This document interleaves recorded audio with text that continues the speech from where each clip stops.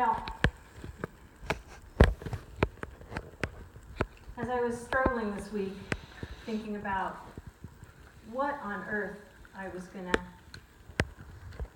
say today and what reading I was going to choose that was going to encompass what I wanted to say to you and what was going to speak to the events of this week, I thought, let me see what the Torah portion was for yesterday. Now, the Torah portions are very long. They're very long. It was much longer than what was read here today. But I saw that this was part of the Torah portion, and I thought, well, that just is perfect. I need to bring this out today, because we were going to talk about disagreeing in church and how we disagree, and there's been a lot of stuff happening this week outside of church, and outside of religious communities, but it leads right into religious communities, doesn't it? And since this is Abraham arguing with God and talking about the city of Sodom, I need to get one thing clear with you right now, because that passage is used, and God destroying Sodom and Gomorrah is used and misused so often by people who do not understand Scripture. So I want to make it very clear right now that the sin of Sodom and Gomorrah had nothing to do with homosexuality. First of all, rape has never anything to do with anybody's sexuality. The sin of Sodom and Gomorrah is inhospitality and a failure to look after the marginalized, the poor, the widows, and the orphans. And it's stated very clearly in several places in Scripture.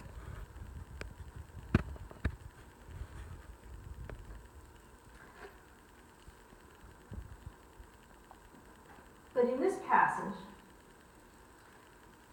before God goes off to the city of Sodom, where he does not find 10 worthy people and ends up destroying the city, Abraham argues with God. Abraham disagrees. Abraham says,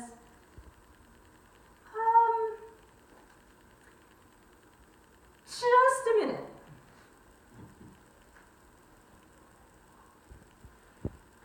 Hey, my Lord. And at one point, don't be angry with me, but it's a bit like a game of chess. Now, do we ever have disagreements in church? I am sensing from your ironic laughter that possibly we do. And it tends to go a couple of ways. Anybody familiar with these conflict resolution styles? I get to use my little pointer. The Thomas and Hillman conflict handling styles. That there's an assertiveness scale and a cooperativeness scale, and the ways that we individually handle conflict can be competing, collaborating, avoiding, accommodating, and compromising. What we tend to do in churches, quite often, is avoiding. Sometimes competing, but avoiding. There's nothing to see here. We get along fine. It's like a Christmas letter. We never have any disagreements here. We are so happy. It's like the Stepford Church. But you know, when we pretend conflict doesn't happen, the problems don't go away. They fester. They get very bad beneath the surface. So then what happens is we have proxy fights. Because we don't want to talk about the actual issue, because that could be too painful and too dangerous. Can you imagine walking right up to God and saying, so I wanted to talk to you about your plans to destroy that city. But Abraham didn't. So what we do is we fight about unimportant stuff. Fake fights. So how many of you know about the 8th Principle Project and the 8th Principle that's being proposed right now? A few of you, and I hope a few more, I hope all of you will know about that. Well, you're all going to know about it because I'm going to read it to you right now. This is the 8th principle that's being proposed to add to our UUA covenant. So we have 7 principles right now, and I bet most of you know the first one and the 7th one, and there are 5 others in between that I encourage you to get to know. And here's the 8th one that's being proposed. We, the member congregations of the Unitarian Universalist Association, covenant to affirm and promote, journeying toward spiritual wholeness by working to build a diverse, multicultural, beloved community by our actions that accountably dismantle racism and other oppressions in ourselves and our institutions.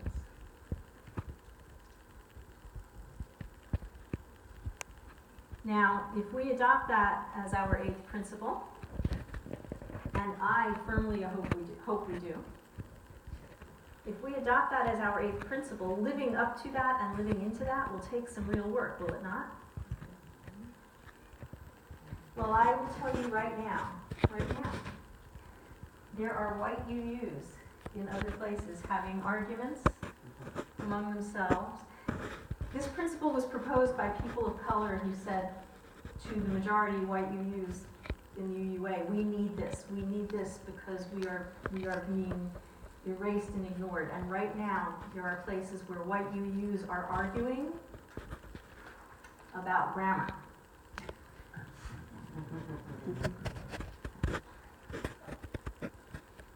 That's a fake fight. If you don't know what a fake fight is, that is a fake fight, because it's way easier to argue about the grammar or whether or not 7 is really the right number. And, if we add 8, I support it in principle, which is an ironic way to say that we shouldn't add another principle. But it just isn't going to be as elegant, and it's not the meat of the thing. But it keeps us from talking about the meat of the matter. Now, one of my favorite stories of a fake fight was from a conflict resolution class that I took in seminary. They teach us all kinds of interesting things in minister school, in which our professor, whose consulting job as a pastor, as a minister, was to do conflict resolution in churches. He was a psychologist and a minister, and he told us of a congregation that he went to in which the big fight that blew up started over an argument about whether to have angels or poinsettias on the Christmas napkins. That's not what the fight was about. But that's how we sublimate the fights that we don't want to have. So how can we be like Abraham? How can we be our complete selves in church?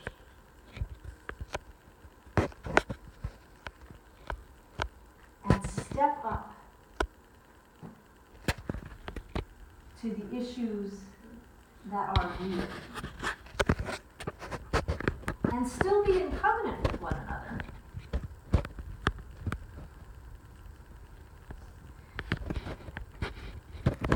Because I'm not saying that we want to go up to each other and say, Miss Martha, I'm telling you this in love. That hat does not go with those shoes. That's not being genuine and that's right. That's not what I'm saying. But how can we be authentically living into our covenant? Well, it starts with trust. Every relationship starts with trust. Abraham trusted God. If you haven't committed this section of Genesis to memory, perhaps you remember when I first came here, I told you the story of Abraham at the Oaks of Mamre. Maybe some of you recall me telling you that story, where God, in the form of 3 angels, came to visit Abraham and say, said to him, you're going to have a son. Your wife Sarah is going to have a son by the time I come back here next year. And Sarah laughed. But they established a trusting relationship with one another. And it wasn't the first time God had visited Abraham. So Abraham trusted God.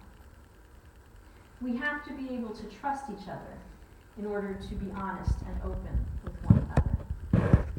Well, we have a congregational covenant here, and it gives us guidelines for establishing trust with one another. And we have to trust each other enough to go deep, to talk about real things, to make ourselves a bit vulnerable at times. There is risk involved.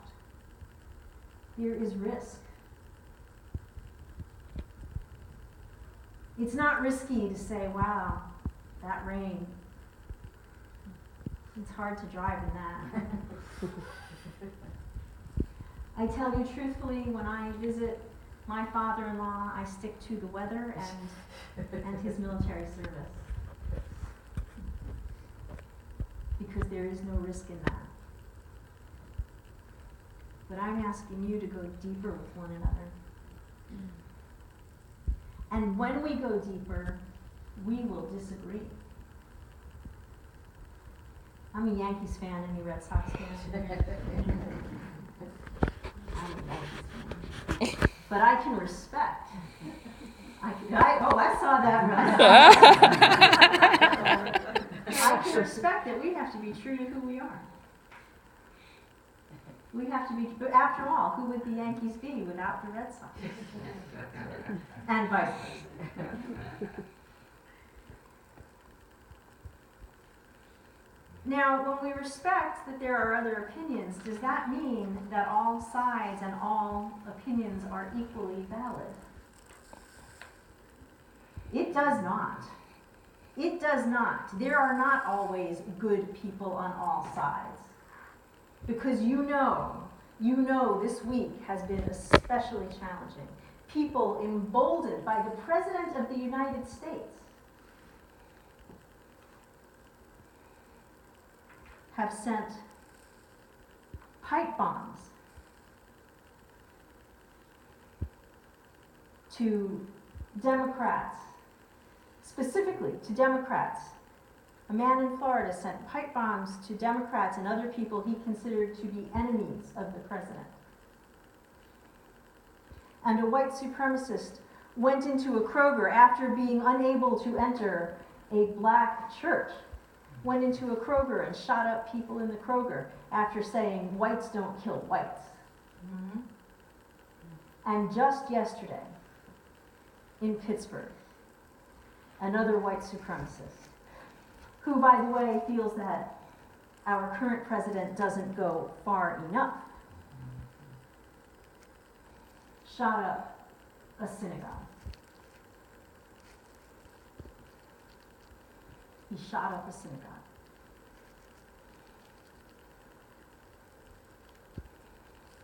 The worst attack on Jews in the United States ever. This is what happens when we pretend that everything is okay and all sides are equally right.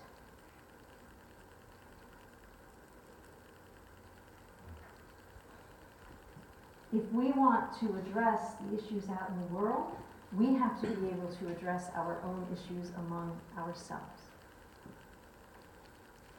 We must be able to talk to each other in love and support each other and call each other back into covenant, because we will never, never be able to do this work as individuals. We will only be able to do this work if we hang together. If we are arm in arm. If we recognize that we have differences, that we disagree on small things, but that we can talk reasonably with one another, and that, like Abraham, we don't have to shout at each other and punch to make our points. But when dealing with one another in relationship, we can say, "Excuse me,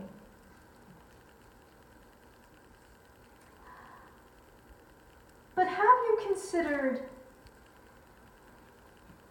this angle?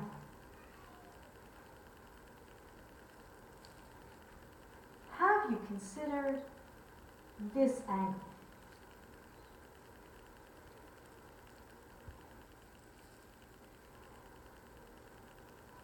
And if God, creator of the universe, can stop and listen to Abraham, then surely we can pause and listen to each other. Now, friends, it has been a tough week. I watched you as you came in this morning.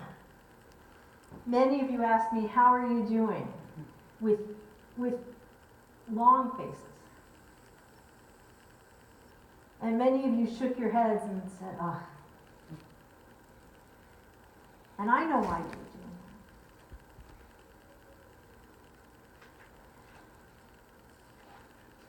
But we can work through this and get through this together. We cannot ignore our own disagreements. We cannot pretend they don't exist, but we can work through them. If we stop to ask ourselves, is this a fake fight? What am I really concerned about? Because sometimes when the rest of the world is bothering us, we take it out on what's candy. So I encourage you to stop and say, just take a breath, give your brain some oxygen, and say, what am I really upset about? I encourage you to remember the covenant and consider how I am speaking to the other person. And I encourage you to hang together.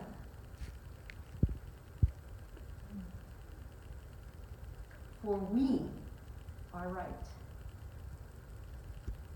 And we will get through this together.